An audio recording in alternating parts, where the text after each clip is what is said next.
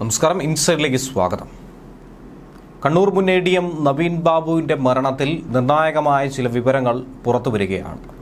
ഇതിലൊരൊറ്റ കാര്യം തന്നെയാണ് കേരളം ഭരിക്കുന്ന മുഖ്യമന്ത്രി പിണറായി വിജയനോട് ചോദിക്കേണ്ടത്. ഇന്ന് പുറത്തു വന്ന ഈ വിവരങ്ങൾ ഒരുപക്ഷെ അദ്ദേഹം മരണപ്പെട്ട ഏതാനും ദിവസങ്ങൾക്കുള്ളിൽ തന്നെ പുറത്തു വന്നിരുന്നുവെങ്കിൽ അദ്ദേഹത്തെ മരിച്ച ശേഷവും വീണ്ടും കൊല്ലാതിരിക്കാനായി സാധിക്കുമായിരുന്നു. എന്തുകൊണ്ട് ഇക്കാര്യത്തിന് മുഖ്യമന്ത്രിയും കൂട്ടുനിന്നു എന്നുള്ള ചോദ്യം മാത്രമാണ് ചോദിക്കാനായിട്ടുള്ളത്. മറുഭാഗത്ത് കോടതിയുടെ ഭാഗത്തു നിന്നും വളരെ നിർണായകമായ ഒരു നീക്കം കൂടി ഇന്ന് വന്നതായി നമുക്കറിയാൻ കഴിഞ്ഞിട്ടുണ്ട്. ഏറ്റവും പ്രധാനപ്പെട്ടത്, നവീൻ ബാബുവിൻ്റെ മരണത്തിന് ശേഷം പെട്രോൾ പമ്പ് ഉടമയായിട്ടുള്ള TV പ്രശാന്തൻ ഒരു പരാതിയുമായി രംഗത്ത് വന്നു. നവീൻ ബാബുവിനെതിരെ അഴിമതി ആരോപിച്ചുകൊണ്ടുള്ളൊരു പരാതിയാണ് കൊണ്ടുവന്നത്.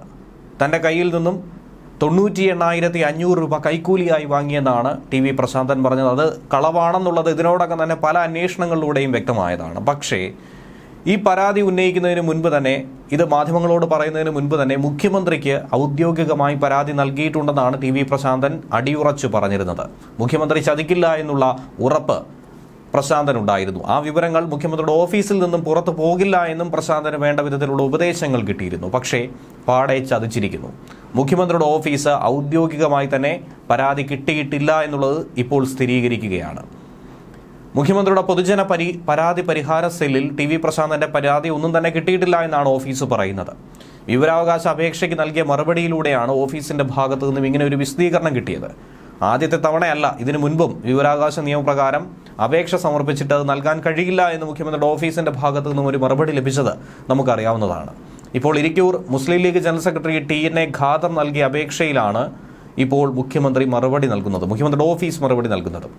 നേരത്തെയുള്ള അപേക്ഷയിൽ കൃത്യമായ കാലയളവ് രേഖപ്പെടുത്തിയിട്ടില്ല എന്നുള്ള മുടന്തൻ വർത്തമാനം പറഞ്ഞുകൊണ്ട് അത് നിരസിക്കുകയായിരുന്നു. പക്ഷേ ഇപ്പോൾ മറ്റു വഴികളൊക്കെ തന്നെ അടഞ്ഞതോടെ, കൃത്യമായ കാലയളവ് പറഞ്ഞതോടെ ഈ വിവരം പുറത്തുവിടാനായി നിർബന്ധിതരായി മുഖ്യമന്ത്രിയുടെ ഓഫീസ്.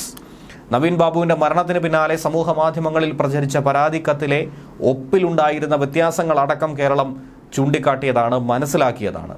ഒക്ടോബർ 10-നോ അതിനടുത്ത ദിവസങ്ങളിലോ TV പ്രശാന്തൻ എന്ന പേരിൽ ഒരു പരാതിയും അവിടെ കിട്ടിയിട്ടില്ല എന്നാണ് വിവരാവകാശ രേഖയിൽ പറയുന്നത്.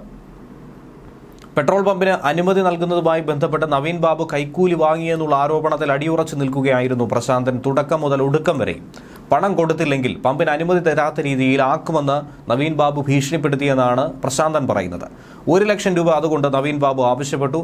പലയിടത്തു നിന്നായി സംഘടിപ്പിച്ച 98,500 രൂപ കൊടുത്തെന്നും പ്രശാന്തൻ പറഞ്ഞു. ഇക്കാര്യം താൻ തൻ്റെ ഏറ്റവും പ്രിയപ്പെട്ട കണ്ണൂർ ജില്ലാ പഞ്ചായത്ത് പ്രസിഡന്റായിരുന്ന PP ദിവ്യയോട് പറഞ്ഞു. അതിനുള്ള ഉപഹാരം ദിവ്യ നവീൻ ബാബുവിന് നൽകി. അതിനു മുൻപേ മുഖ്യമന്ത്രിക്ക് പരാതി നൽകാനായി ദിവ്യ തന്നെ ആവശ്യപ്പെട്ടുവെന്നാണ് പ്രശാന്തൻ പറയുന്നത്. അപ്പോൾ ഇങ്ങനെ ഒരു പരാതി പ്രശാന്തൻ കൊടുത്തിട്ടില്ല. ഇങ്ങനെ ഒരു പരാതി കൊടുക്കാൻ ആവശ്യപ്പെട്ടത് ദിവ്യയാണെന്നും ഈ പരാതി കൊടുത്തുവെന്ന അതിൻ്റെ അടിസ്ഥാനത്തിൽ ദിവ്യ നവീൻ ബാബുവിനെ ഭീഷണിപ്പെടുത്തിയെന്നുമൊക്കെ ആണെങ്കിൽ ഇതിൽ ദിവ്യയ്ക്കും വ്യക്തമായ അറിവുണ്ട് എന്നുള്ളത് ആർക്ക് തന്നെ മനസ്സിലാക്കാവുന്നതാണ്. പ്രശാന്തന്റെ പരാതിയിലെ തന്നെ ഒപ്പ് വ്യാജമാണെന്നും പ്രശാന്തന്റെ പേരിൽ തന്നെ വൈരുദ്ധ്യമുണ്ടെന്നുമുള്ള വാർത്തകൾ ഇതിന് പിന്നാലെ തന്നെ പുറത്തു വന്നിരുന്നു.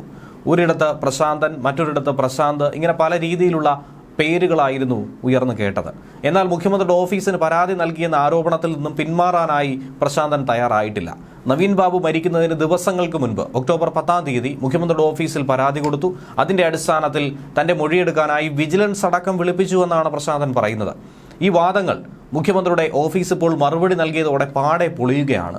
എങ്ങനെയാണ് ഒരു മനുഷ്യന് ഇത്രയും കെട്ടിച്ചമച്ച ഒരു നുണ, അതും ഒരാളെ കൊല്ലാക്കൊല ചെയ്തതിന് ശേഷവും പറയാനായി സാധിക്കുന്നത്? അപ്പോൾ അത് അയാൾ മനഃപൂർവ്വം ഇങ്ങനെ പറഞ്ഞതാണെങ്കിൽ അതിന് പിന്നിൽ അയാൾക്ക് നൽകിയിരുന്ന സഹായങ്ങൾ, മറ്റു തരത്തിലുള്ള പിൻബലങ്ങൾ, ഇതൊക്കെ തന്നെ അന്വേഷിക്കേണ്ടതാണ്. വലിയ തോതിലുള്ള സഹായം അയാൾക്ക് ലഭിച്ചിട്ടുണ്ട്, സംരക്ഷിക്കുമെന്ന ഒരു മനസ്ഥിതി അയാൾക്കുണ്ടായതുകൊണ്ടാണല്ലോ വിജിലൻസിനെ അടക്കം കൂട്ടുപിടിച്ച്, എന്തിനേറെ മുഖ്യമന്ത്രിയെ അടക്കം കൂട്ടുപിടിച്ചുകൊണ്ട് ഇങ്ങനെയുള്ള പൊയ്ക്കഥകൾ മെനഞ്ഞെടുത്തത്. കണ്ണൂർ മുൻ ADM മരിച്ചതുമായി ബന്ധപ്പെട്ട അന്വേഷണം മറ്റൊരു ഏജൻസി ഏൽപ്പിക്കണമെന്ന ആവശ്യം തുടക്കം മുതൽ തന്നെ നവീൻ ബാബുവിന്റെ കുടുംബം ഉന്നയിച്ചതിന്റെ കാരണവും ഇതൊക്കെ തന്നെയാണ്. ആത്മഹത്യാ പ്രേരണാ കുറ്റത്തിന് ജില്ലാ പഞ്ചായത്ത് പ്രസിഡന്റ് PP ദിവ്യ അറസ്റ്റിലായപ്പോൾ അവരുടെ ജാമ്യാപേക്ഷയെ എതിർത്ത കുടുംബം കേരള പോലീസിന്റെ അന്വേഷണത്തിലെ അതൃപ്തിയൊക്കെ തന്നെ കോടതിയിലെ വാദത്തിനിടയിൽ തന്നെ ചൂണ്ടിക്കാട്ടിയതാണ്. അന്വേഷണത്തിൽ സംഭവിക്കുന്ന ചില പാളിച്ചകൾ അത് പാടെ തുടർന്നുകൊണ്ടിരിക്കുന്നു. അത് പരിഹരിക്കാനായി അന്വേഷണ സംഘം തന്നെ തയ്യാറെടുക്കുന്നില്ല എന്നൊരു ബോധ്യം അവർക്കുണ്ടായി. അതിന് പിന്നാലെയാണ് CBI അന്വേഷിക്കണമെന്ന ആവശ്യവുമായി ഹൈക്കോടതിയെ പോലും സമീപിച്ചത്. ജനുവരി 6 വരെ ഹൈക്കോടതി അവധിയാണ്. വാദം കേട്ട ശേഷം ഈ ഹർജി വിധി പറയാനായി മാറ്റിവെച്ചിരിക്കുകയാണ്. എന്തായിരുന്നാലും ഏതാനും ദിവസങ്ങൾക്കകം തന്നെ അതുമായി ബന്ധപ്പെട്ട സൂചന ലഭിക്കുമെന്നും മറ്റൊരു ഏജൻസി ഈ അന്വേഷണത്തിലേക്ക് ഇറങ്ങുമെന്ന കാര്യത്തിൽ ഒരു സംശയമില്ല എന്ന് വേണം കരുതാൻ. കാരണം ഈ കാര്യങ്ങളൊക്കെ തന്നെ കോടതിക്ക് ബോധ്യപ്പെടാനുള്ള സാധ്യത വളരെ കൂടുതലാണ്. മറ്റൊരു ഏജൻസി അന്വേഷിച്ച് കഴിഞ്ഞാൽ അവർക്ക് മതിയായ തെളിവുകൾ ഉണ്ടാകുമോ എന്ന കാര്യത്തിൽ കുടുംബത്തിന്റെ അഭിഭാഷകൻ കോടതിയിൽ ആശങ്ക പോലും പ്രകടിപ്പിച്ചിരുന്നു. കാരണം ഈ തെളിവുകളൊക്കെ നശിപ്പിക്കാനുള്ള സാവകാശമാണ് ഇപ്പോൾ പ്രതികൾക്കടക്കം ലഭിച്ചുകൊണ്ടിരിക്കുന്നത്. ദിവ്യയ്ക്ക് ജാമ്യം ആദ്യം നിഷേധിച്ചപ്പോൾ അന്വേഷണം നല്ല രീതിയിൽ മുന്നോട്ട് പോകുമെന്ന് കരുതിയെങ്കിലും പിന്നീട് ഈ കണക്കുകൂട്ടലൊക്കെ തന്നെ പാടെ തെറ്റി. ദിവ്യ പുറത്തിറങ്ങി. ദിവ്യയ്ക്ക് ശേഷം ജാമ്യത്തിൽ കൂടുതൽ ഇളവുകൾ പ്രഖ്യാപിച്ചു. ഇപ്പോൾ സാധാരണഗതിയിൽ തന്നെ ദിവ്യ പുറത്തിറങ്ങി നടക്കുന്നുണ്ട്.